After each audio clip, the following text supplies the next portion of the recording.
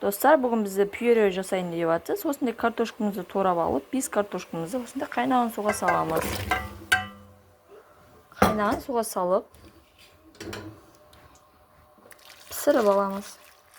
Достар, картошкамыз есіп болғаннан кейін май құямыз. Май болғанда кәдімгі сливочный май ертіп құйып аламыз. Сосын мен кішкене укроп саламын. Укроп біздің елде өте жақсы көреді.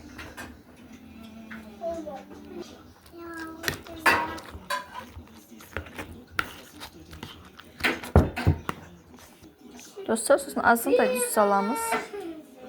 Дәміне қарай. Сосын жылы сүтімізді құйып аламыз.